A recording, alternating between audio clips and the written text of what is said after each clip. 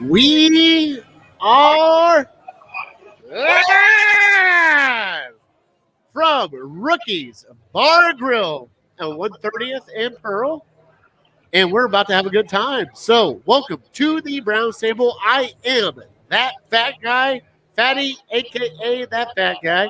I got Craig Fountain with me, and we are here live. And we just had food. We had a great time. And we got to introduce our next two guests. Can I do them? Absolutely. Please do.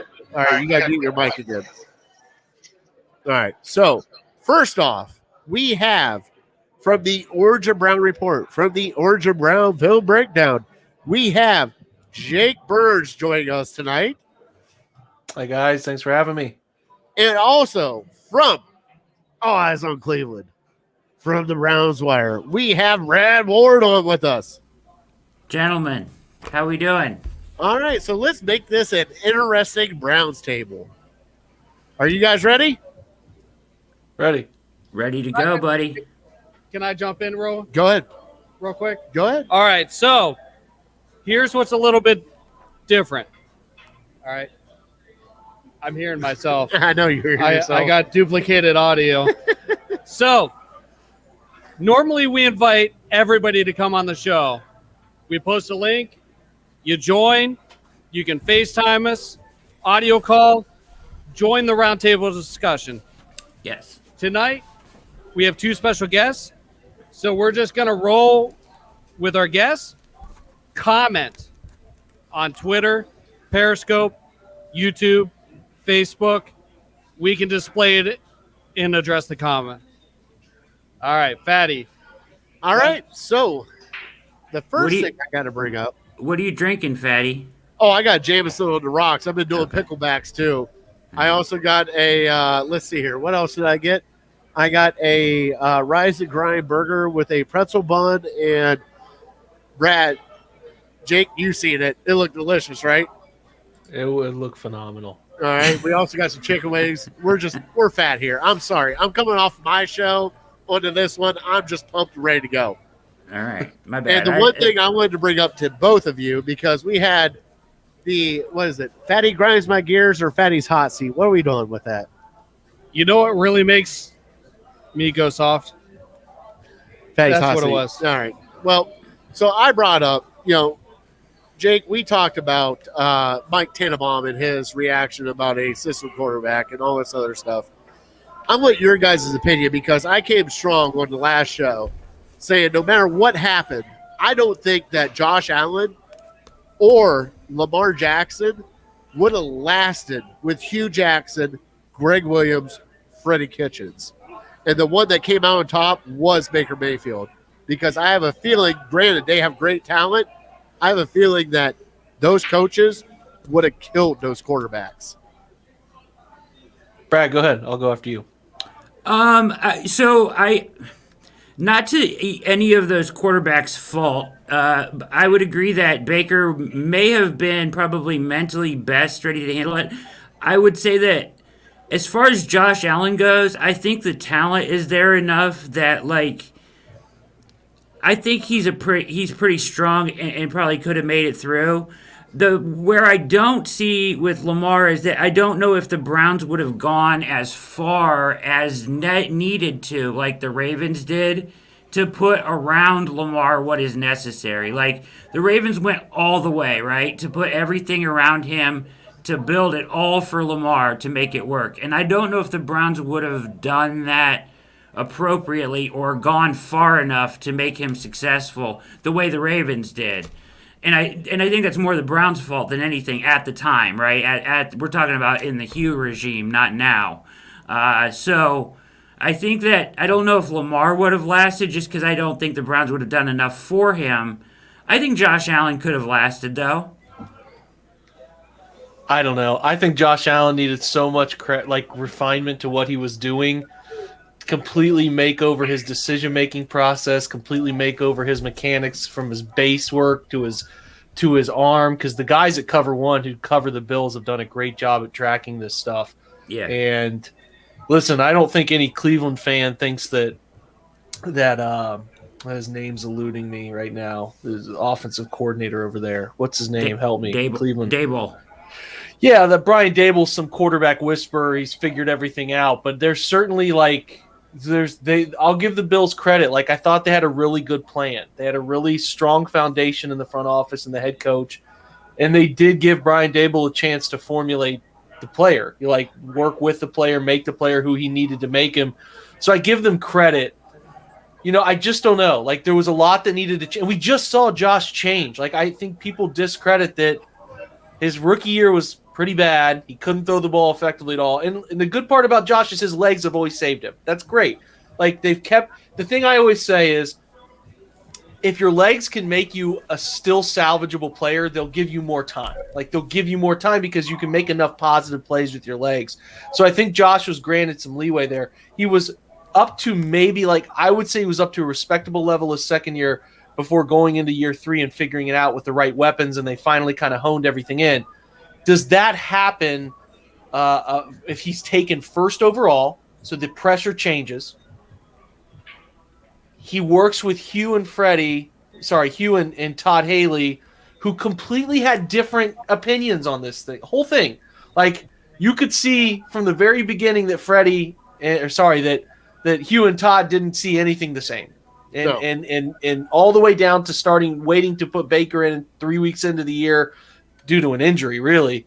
I don't know. This is all hypothetical stuff. I think you're right, Brad, about the Ravens. They pitched it, what was it, week 13 or week 12 of his rookie year and said, we're just going to let Greg Roman run this offense that he ran in San Francisco with Kaepernick, and we're going to go all in. I don't know if Cleveland would have done that. First of all, they didn't have anybody on staff that could do that.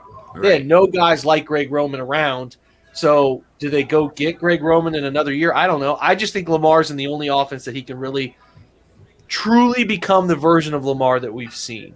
I don't think that happens in Cleveland. I think Josh is a little more debatable, but I think if we just say it would have worked out in Cleveland, I think that's a pretty big discredit to what Dable and those guys have been able to do. He's immensely talented, but the decision-making in his first 2 years, and at times it happened last year where he just gets some good luck on some, what are you doing type of decision. So, I don't know. I'm not here to say Baker's the best of them. I'm not saying that. The only reason why I say it is because Baker came into an unstable situation. Well, yeah. On the other side. Yeah. If Baker would have went to Baltimore with what they have there, or Buffalo with what they had there, would we even be discussing Baker Mayfield contract extension? No, because I have a feeling if he followed into those systems with those coaches and an established track record, he would have been good. But he had to start from scratch and come in. I don't think we're really discussing now. Let's play devil's advocate. If Baker goes to Baltimore or Buffalo, does he have the same success that Lamar Jackson or Josh Allen has? I believe he does. I don't know. It's truly hypothetical. Baltimore's That's weapons tough. before last year were really bad. Buffalo's weapons before last year were not very good. I mean, maybe. I don't think – see, the thing about Dable is I don't think Baker needed a ton of refinement. I think Baker was always just kind of who he is. And did Baltimore – I can't even tell you who Baltimore's last OC was before Roman. I can't remember off the top of my head. I don't know. Maybe. I think that each guy went to the place they were supposed to go, probably. Yeah. I think Baker has done a nice job navigating what would have thrown off. I think that's the biggest thing that gets discredited with Baker. I don't know that he's more talented than the other two guys. Maybe not.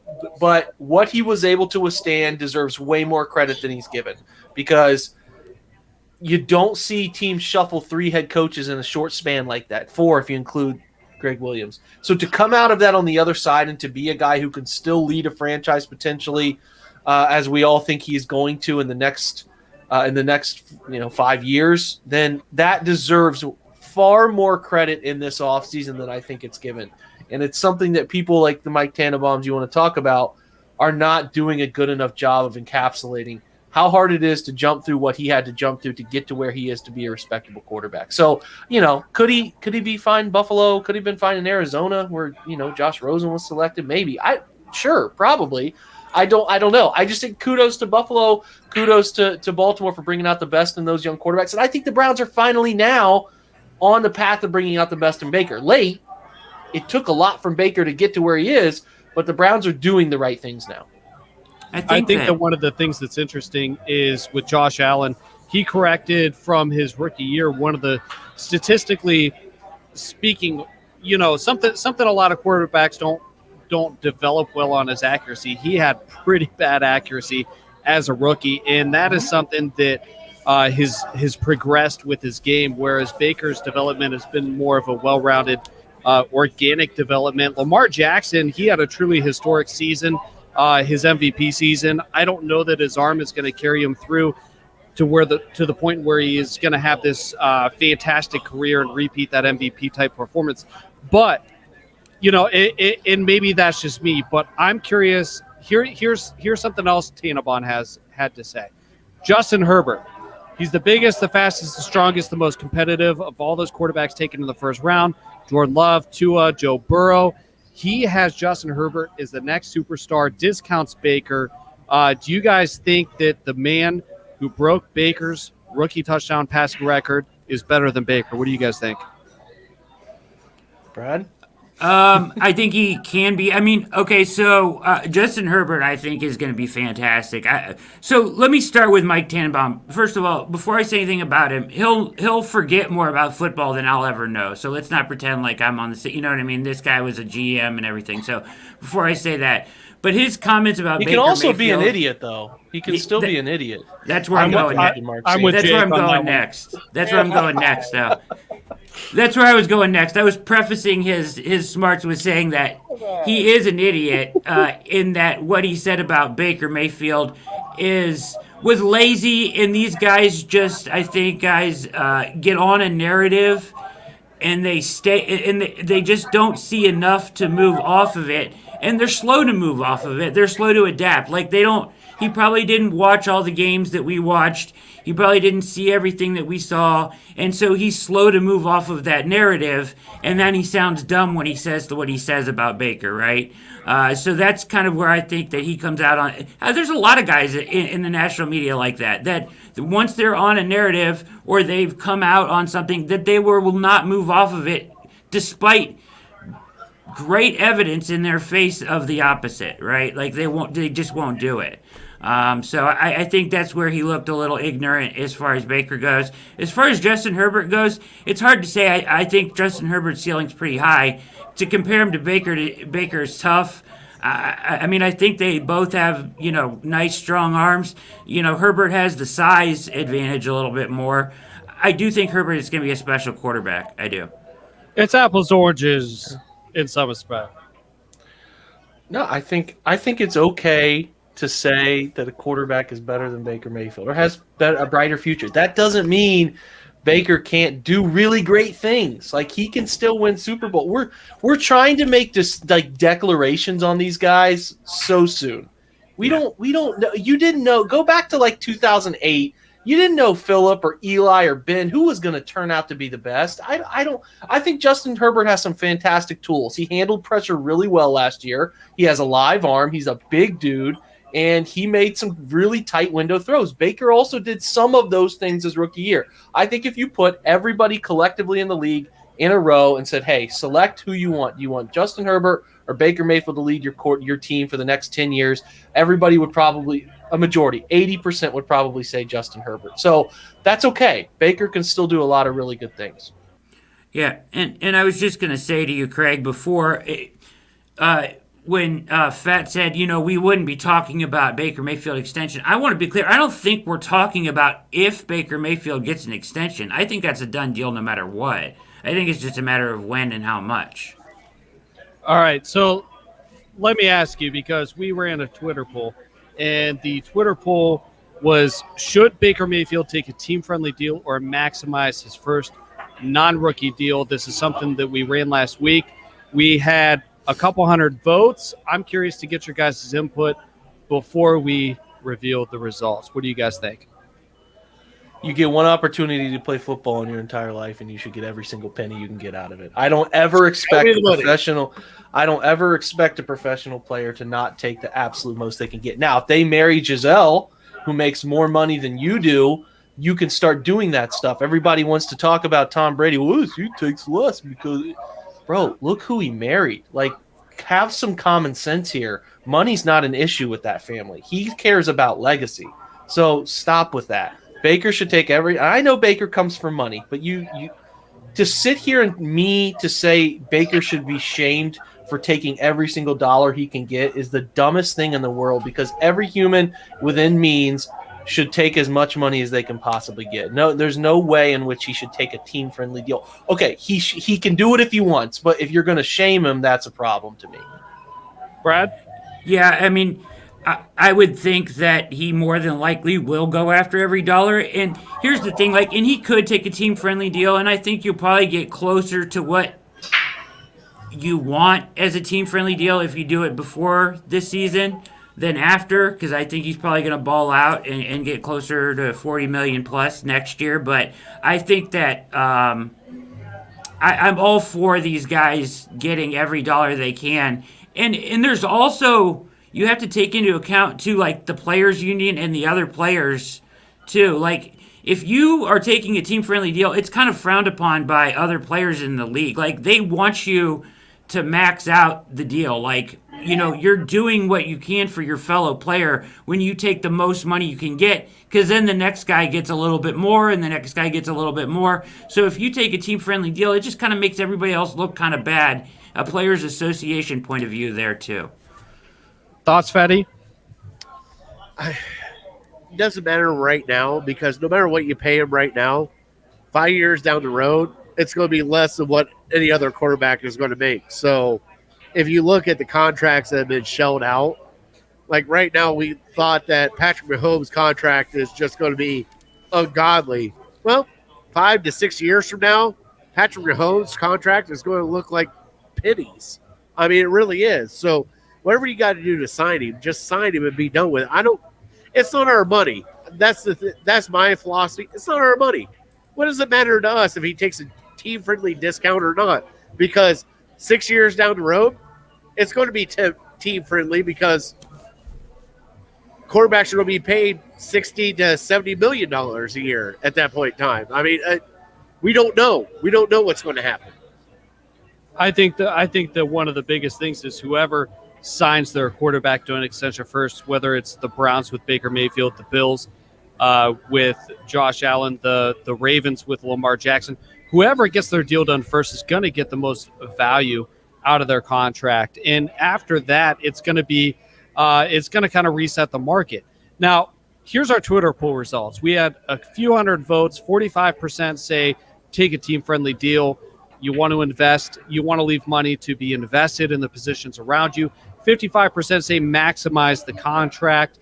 I tend to say maximize the contract. I'm with everybody else. You get one shot at this. Maybe after you have 100 million, 150 million in the bank, depending on what time frame the deal goes lengthwise, maybe then you can think about taking a team-friendly deal. Look at Aaron Rodgers. If he took a team-friendly deal, it wouldn't have helped him out at all. No. Tom Brady didn't necessarily get any receivers out of his deal outside of Randy Moss. I think that serves as a warning to quarterbacks thinking about taking a team-friendly deal. Brad, you had an excellent article in USA Today, the Brownswire, Nick Chubb, extension deep dive. I want to get into this. Jake, I want to get your opinion. So while we're on the subject of extensions, Brad, give us a lowdown on what we're looking at as far as a Nick Chubb extension. Tell us about this article you wrote, and what are your thoughts on this? I just kind of wanted to take a look at every contract that's relevant, that's really still of active players, going back to Zeke Elliott and everybody. So as I examined them all, I wanted to see when they took their deals and how much and the difference of it all. The one trend that you seem to find is that, Elliott, Kamara, and Cook all signed their extensions in September of the year between their third and fourth season. So that's interesting, right? Right before the season starts or as the season is starting. I thought that was interesting. And then, but as you get away from those deals, Kamara, McCaffrey, Elliott, and you run into the pandemic and some other reasons that, the cap crunch year dropped the franchise tag, which tends to affect the market a lot. The running back market has kind of come back down to earth a little bit from what you saw from those other guys. So you got Derrick Henry, who's a very comparable player to Nick Chubb in that they don't really, obviously Nick Chubb is great out of the backfield, but he's not Christian McCaffrey great out of the backfield, right? Or Alvin Kamara great out of the backfield catching the ball. So he's more of a comp to like Derrick Henry. And I think that because of where the franchise tag is and avoiding that, because it's right at like 12 million, or it will be when it comes time, I think you can play out, Browns should do what the Titans did, I think. You play out this year, make sure he still looks good and healthy at the end of this year, is what I would do. I know Jake disagrees a little bit with this, but I would wait until the end of this year, make sure he's healthy and good, and then offer him the 4 for 50, 4 for 55, whatever. Reward him with a nice big fat signing bonus and a second year of guaranteed money. It'll look like 4 for 50 to the average, fan, but really it's a 2-year deal with an out after 2 years. So you get 2 more years of Nick Chubb, which gives you an out after 2023, which gives you 1 more year than Kareem Hunt. So now you're good at running back through 2023 as long as he's healthy. We know how rapid the running backs fall off, because of the physical nature of the position. I think that following that model that they followed, really the Browns have all the leverage, because if they wanted to, they could transition tag him for like 10 million or 8 million. They could really play hardball with him. So by offering him a deal that gives him a year of security and all that money up front, that life-changing, big payday signing bonus up front, I feel like Nick Chubb would have to take the deal, and it's going to be on the lower side of those higher deals. It's not going to look like a Zeke Elliott's deal or Kamara's deal or any of those guys. It's going to look a lot like Derrick Henry's deal. Jake, what do you think? Yeah, sign him. I don't really care. I said this on your show earlier. Figure out a way to get it done. Keep him around through 23 or 24. If you go beyond that, you're probably pushing the limit of threshold of the carry.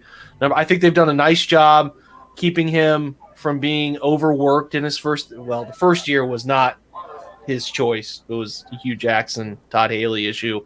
But I think that it's been to the point through his first 3 years he's not been overworked, and that matters, especially with running back snap thresholds and all that stuff. So if you're going to keep him around a little longer, I think that can work. I think he'll probably push right through 23. I could see them leaving themselves a really nice 24 option, but I think Brad's article was fantastic. Everybody should read it because it outlines things really well, and I expect Nick to be here through 23 at the minimum and probably 24.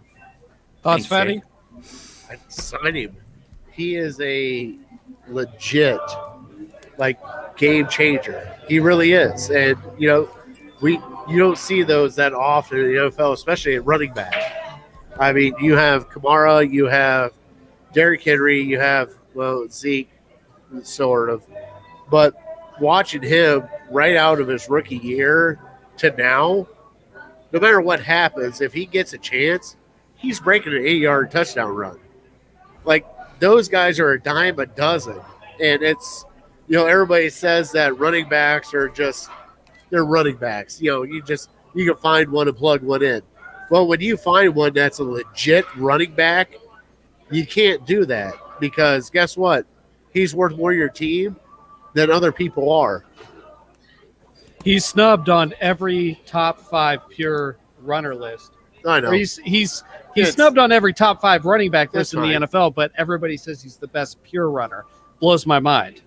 Yeah, it is what it is. I laugh at it because, obviously they don't know what they're talking about because even catching balls out of the backfield, he can still do it. He's not great at it, but they've done screen passes to him, and he's gained 25 yards on him because nobody's expecting him to catch a screen pass. They're expecting Kareem Hunt to do it. But this kid is he's special. He's Jim Brown special. He is special. All right, so Brad, we appreciate that article. That was awesome reading. Like Jake said, everybody should go read that article on the Brownswire. Moving on, Fatty. Oh boy. You love CBS Sports articles. Oh my God, I love CBS Sports. All right, articles. and Let's do we it. have a special one. Okay. CBS Sports. Who wrote Kevin Stefanski is behind, spelling error on behind. Mike Tomlin, who is number 10 for 13th best head coach in the NFL. Give me your reaction to that. it? I can't argue with that. I think Mike Tomlin going to the playoffs with Big Ben out, and I like Mike Tomlin. I can honestly say it. I think Mike Tomlin is a great head coach. I think he should have won Coach of the Year to get the Steelers to the playoffs with Big Ben out and Mason Rudolph. And Duck Hodges. Duck Hodges. Your quarterback, argue. Duck freaking Hodges, and he still won a game. I think he's been gifted certain things since he took over. Oh, Bill Cowher. come on. I don't know that I would give all this credit to Mike Tomlin. You got to. What's his record? Has he ever had a losing record? His No. record is Bill Cowher, No. a lot. No. Mike Tomlin, No. not a lot. No. Mike Tomlin's been in charge for how long now? And he has never had a losing season. That's something in the NFL. It really is. Are you serious? Would you not want that for the Browns? No, I I think would. they're- Are we arguing about this right now? Would I you think not they're want two that for the different. I think they're very two different kinds of coaches, right? Like I think that I think Tomlin is an incredible head coach figure, right? And I think what he does is incredible. I think there's no question that he's a great head coach in the NFL. But I think that Stefanski is a very different kind of head coach because he's just more involved in the offense. And the Browns are always going to be at the forefront of everything going on offensively because of Stefanski, in my opinion.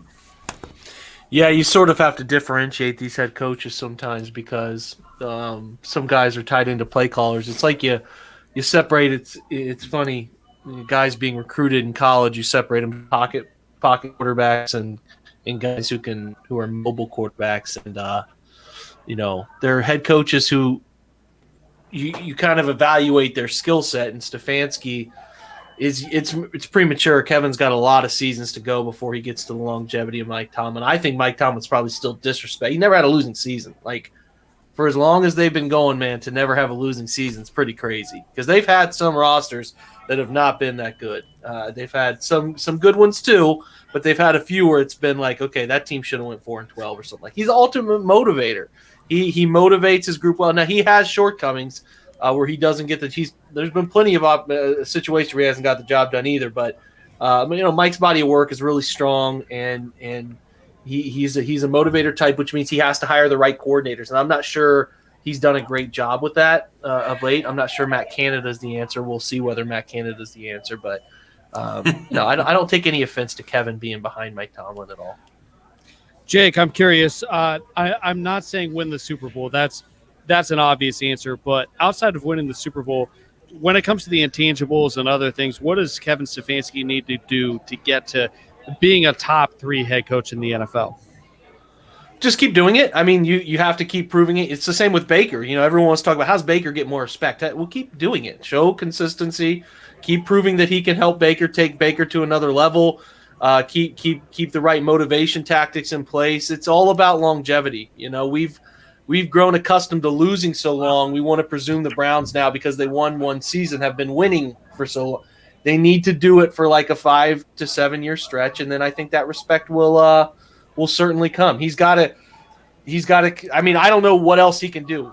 You got more defensive talent. I think he clearly seems to be the right kind of leader, motivator. He has a nice offensive structure. He does a great job delegating power. The thing I always talk about is, and something I noticed with Freddie from being up around those teams, and even Hugh, was that the coaches on his staff did not respect him. And if your coaches on staff clearly have signs of disrespect or distrust, I think that's a big issue that filters around through all the position coaches and then filters into the players. I think it's pretty obvious. I did not notice any of that with Kevin. Seems to be his guys respect him on staff. They have clear expectations. All of that stuff trickles down. The top-down effect with Cleveland is really impressive. So if Kevin can just kind of, build his coaching tree out, continue to be the leader that we think he is, he's shown he can be so far, and show it over, like we said, a 5 to 7 year stretch, I think that respect stuff will happen. The same for Baker. The respect stuff will come. They keep winning. They keep producing. So, these are good talking points. I'm all on board with it. But people, we got to see the Browns do this stuff continually before the rest of the football world respects Cleveland. We believe it because we've seen it. We've been close to it. We need other people to see it. The only way is 2, 3, 4 years of primetime games, playoff games where everyone else is seeing that stuff. All right. So speaking of respecting the Browns, we're still coming up in conversations that we shouldn't be in. Here's one from a couple days ago. Oddshark, Browns' fourth most likely team to have Aaron Rodgers on the field 2021-2022 NFL season. This blows my mind. Why are we still coming up in these conversations? I don't know. That's lunacy right there. I have no idea. I mean, I had a conversation with somebody. Don't even forget who I was talking to on my show about mortgaging the future. But I mean, you would never mortgage the future for like one shot at the Super Bowl, right? Or 2 years of. Would you give up Baker Mayfield for 2 years of Aaron Rodgers? I don't know. I don't. That to me that seems ridiculous when you're looking at like 10 years of having a really good shot right in the face, in my opinion. Yeah, it's not going to happen. We should stop wasting our breath on that. Yeah, exactly. That's just stupid. When Craig brought it up to me, I'm like, are we still in this, really? Like, why? Why are we still in this? Like, we're talking about Baker extensions and not Aaron Rodgers. Now, hold on. The match happened today. Did you guys watch the match today? No. I did not get a chance to watch that. Okay. No. I don't care. I was just curious if Aaron Rodgers actually said anything about the Packers. No, I doubt he did. Yeah. No, I don't think he did. I think he'll be at training camp, honestly, probably. I mean, what's he going to – a guy can't sit – all he's worried about is legacy right now. He can't sit out a year, right? What? Like in the middle of his twilight of his career, he can't sit out a season. Let's be real. Brad, you say that, but he's made enough money that he can do whatever the he hell doesn't give a shit. It's not about money, though. It's about him winning a Super Bowl again. No, it's not about money. What do you mean he's willing to give up $18 million and just sit out this. I mean, he's just threw away a bunch of money by not showing up to workouts. I mean, he's just tossing money down the garbage can. He cares nothing about money. He only cares about his legacy. Brad, he had a chance to win the Super Bowl last year, and his coach had no faith in him. Right? What does that matter? What does that have to do with him? It has a lot to do with him. If his coach doesn't have faith in him, he doesn't have faith in the coach. At that point in time, so he's going to sit out a season? He's going to sit out. Why not? Why not? Quarterbacks are divas. We all know that they're divas. Why not sit out? Because he's almost 40 years old. How much does he make this year? I don't know, like 30 some odd $1 million, right. 35, if you made whatever. $30 odd million, would you do All Eyes on Cleveland every week? Well, that's totally different. That makes no sense. He can do Jeopardy. He can do whatever he wants to. I can't win a title at All Eyes on Cleveland. I can win he's a quarterback of a football team. He doesn't care about the money. He cares about winning. And he's almost 40 years old. If he didn't care about winning, he wouldn't be sitting out. He's sitting out because he's mad at the organization for the way they have handled the things around him that involve winning, like providing him with a wide receiver, drafting Jordan Love, and giving up a 4th-round pick. It makes no sense. That's why he's mad. He's not mad about the money. He's mad because they're not providing him with the tools to win, in his opinion. Guys, I got to bounce. My son is up. Hey, guys. I gotta run. Hey, guys. Hold on. Jake's got to go. I hate to interrupt your potential crimes of passion, but Jake Burns, where can we find your work, and where can we find you on social media before you got to go? Yeah, man, I'm just at Jake_Burns18, and then everything OBR. Find it all at the OBR and OBR Film Breakdown Podcast, all that fun stuff. I hate to go, guys, but he's 3 and he's going to run out of that room any second now. So his mother is going to kill me. So I got to run. I'm sorry, guys. Right, see you, brother. See you guys. Thank you. See ya. All right, your crimes of passion or potential crimes of passion can continue. All right, so Brad, I am not arguing that he does not want to win. I get that. But what threw the wrinkle in it was him winning MVP this year for the Packers because they were going to go away from him Right. and start Jordan Love. So, Right. yes, he is a scored lover right now because Yes. he never got anything he wanted. And you can laugh all you want to. It's true. Let him go wherever he wants to go. What the hell does it matter? He's 36 years old. What's he got? 2 years left in the tank? Maybe 3? You think he's Tom Brady? He's going to give you 6? You just made my point for me by saying, what does he have left? 2 years, maybe 3? So with one of those 2 years or 3 years left, he's going to sit out and not play?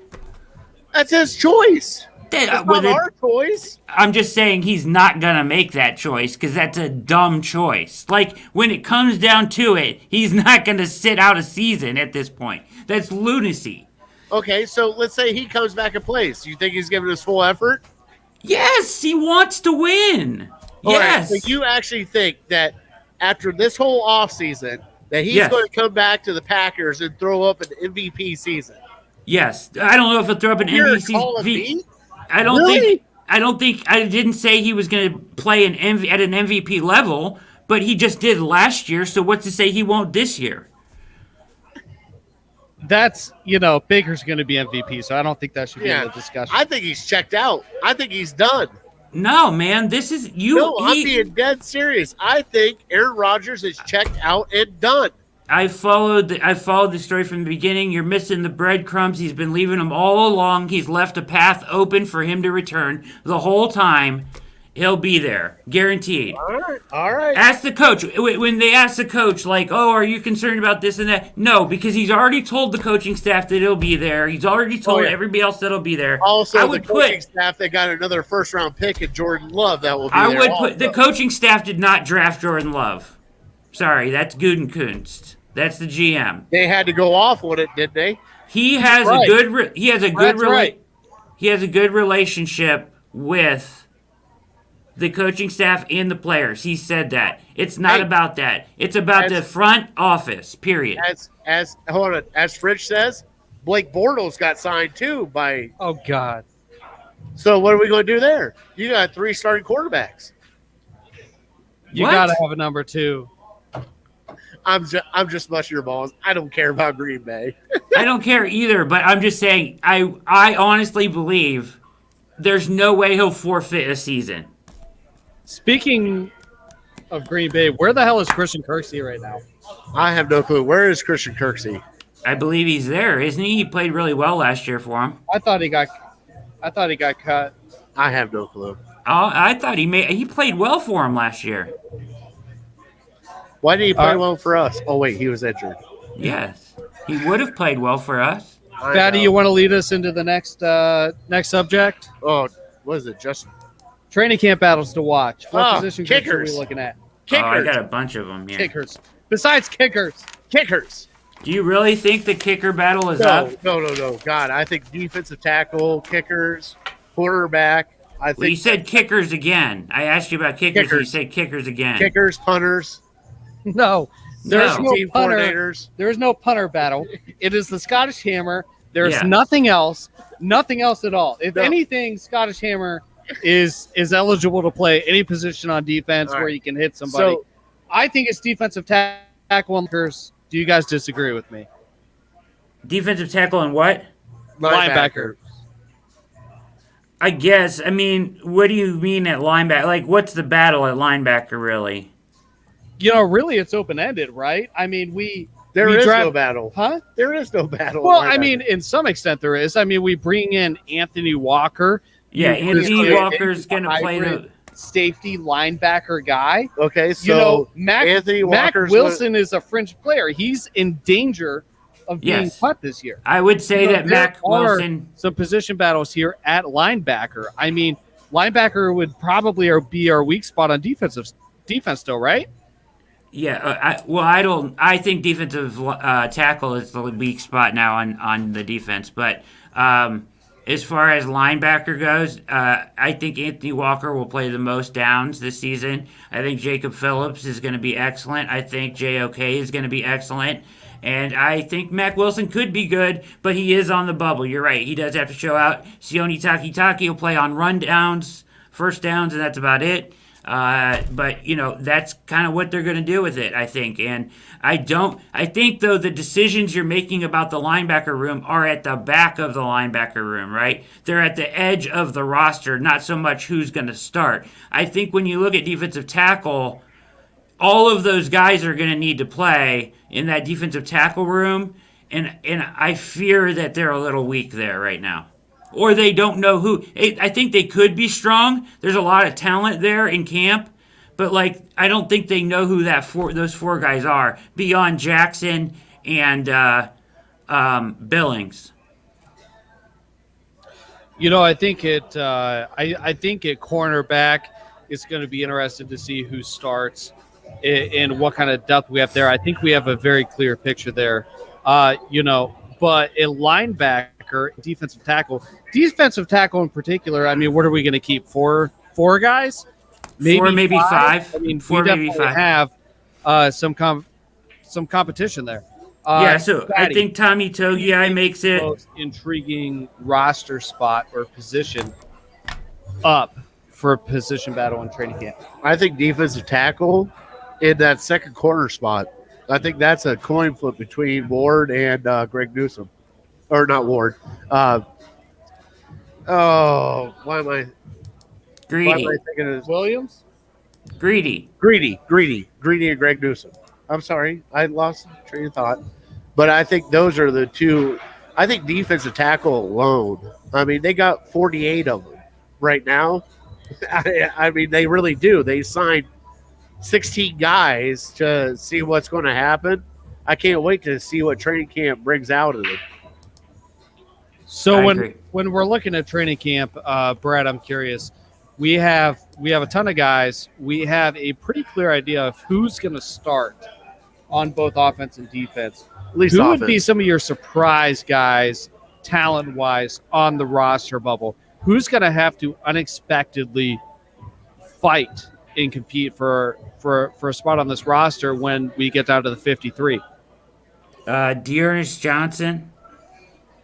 Yeah. I think that Demetric Felton is going to probably take his job. I think he is more dynamic, and I really liked Felton as a draft pick. Is it because he's more versatile, Brad? Yes, it is. He's more of a weapon for sure. Yeah, no doubt about it. He can play slot. He can play whatever. It's not like they really need a third guy that can tote the rock in between the tackles. They have two guys that can do that effectively. They don't have anybody on the roster like Felton. Yeah. I think JoJo Natson is not long for this roster because of Schwartz fills that role. So I think Natson is probably gone. I think my surprise guy that's on the bubble that people are going to probably be like, I think you're crazy, but I think Jordan Elliott is on the bubble. I really do. Really? Yeah. I was not impressed with his film last year at all, and I heard some rumors about him showing up out of shape and disinterested at minicamp. Well, let's see here. Redleg just comes in with, what do y'all think about the COVID opt-outs coming back? So that'd be Andrew Billings. Billings is going to start. Yeah, so I think Billings will start. Are we sure about that? Yeah, I'm pretty sure. At least on in your base set, he's going to start on first downs. But I think you're going to see a lot of the Browns using Clowney on the inside on second and third downs, and kind of a NASCAR package with Tack McKinley, Clowney, and Jackson, and obviously Garrett. If you put those four on the field on obvious pass downs, those are four really good pass rushers there. Now, with Garrett being a freak of nature, why would they put him on the inside also? Well, I mean, they can do that a little bit, but I think he's more ideally set for a third and long, or when you're going to be using these packages. You probably want him coming off the edge, I think. Okay. Great. You can move him inside some. I think Clowney's more effective inside. Clowney's really good inside when you move him in there. And I think that accounts for some of the, on first down, you're going to get Billings and Jackson, I think, on the inside, probably, if I had to call your starters right now, because Billings kind of is a guy that they were missing. They had just 3 technique guys, and he can move over and play that shade nose a little, and bust up that run game. He's got the size and the power to do that. I like Billings as a player a lot. I think he'll be effective against the run for sure. All right, Brad. We talked about a number of things today. I'm curious, do you have anything you would like to bring to the table tonight? Sure. Let me. You guys were talking about the quarterback contracts a little bit earlier. Let me touch on that real quick. I think that momentum right now, from what I've kind of looked into, is that I think Lamar Jackson will be the first to the table. It feels like he is closer or has more momentum on that deal than Allen or Baker. And I think that Baker's agent and Allen's agent would be happy to let him go first. And I think that the Browns and the Bills would probably be happy to let that happen too. As from a Browns perspective, I don't think they mind waiting until next year. I think the only way they'll get that deal done this year, is if Baker's agent really pushes for it this year. And I don't think he will. I think that they think they'll get more next year. I think it doesn't get done till next year, to be honest. Fatty thoughts? I completely agree. I think it'll be done next year because, something with the way the Browns have been, why not just make sure that he's your guy? Why not give him – you still have the extension, but, we think he is the guy, but why not give him his second year with the same head coach, the same offense coordinator, and see what he does? Because – we saw the second half of the season and how he lit it up. And he really did light it up the second half of the season. Let's see if he can put it together for a full season. And see what if you got to pay extra for him, pay extra for him. I don't care. He's your guy at that point in time. Just be sure, because we never had a for sure with Baker Mayfield, because we've had up and down seasons with other coaches, crap coaches. We get a good coach with a pandemic year. And now this is where we're at. Play this season. Why not? You already picked him up for the 5th-year contract. Play this season, sign him in the offseason. I think that I think we got to sign him now. I think you save the most money. Well, yeah, you might save the most money, but are you sure about it? Yes, 100%. You're not sure about Baker Mayfield. Hold on. Honestly, you're sure about it? Yes, I am since 1999 sure. Okay, well, then sign him. All right, $50 million a year, $35 million a year.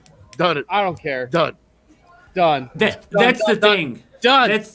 Sorry if I'm slurring thing. my words, guys. I am hearing myself after I talk or before I've talked. My in-ear is not working.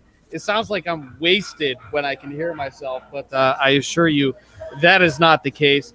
All right, so before we leave, Brad, you are going to make a special appearance on Saturday. I am. Fatty, you are going to make a special appearance this Saturday. Yes. I am going to be along for the ride. Fatty, tell us about what is going on Saturday. You're going to have all eyes on the ham table at the, let's see here, W.J. Green Lodge for the Top Dog Tailgate for the Sea Dogs of Cleveland. And Brad's going to be there. I'm going to be there. Bry's going to be there.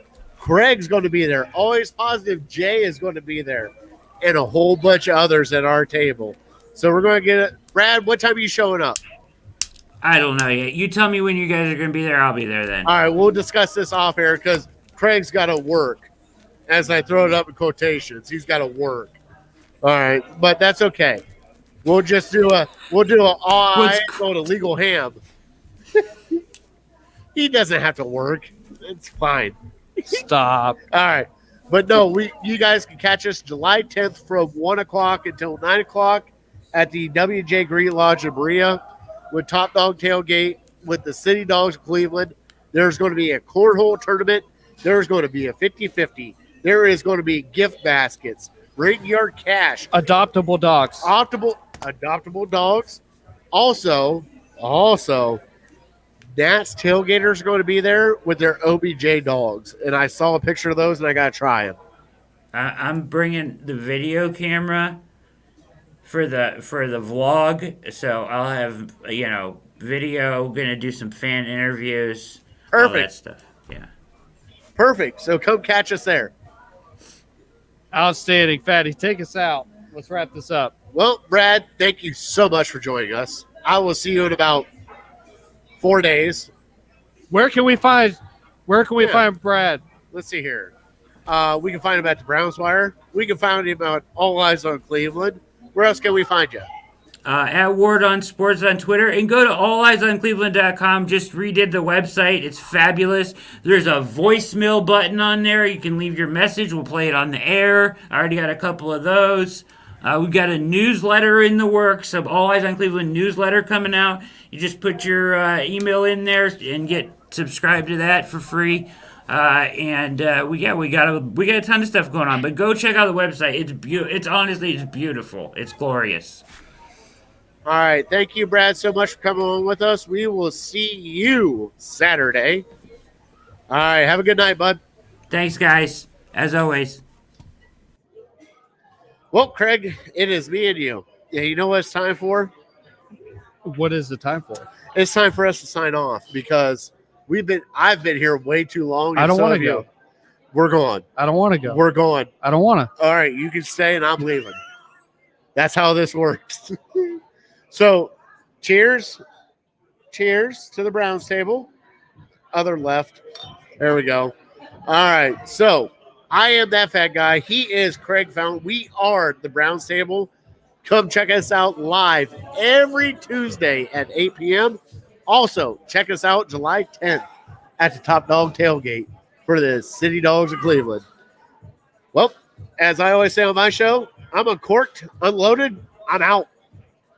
See ya.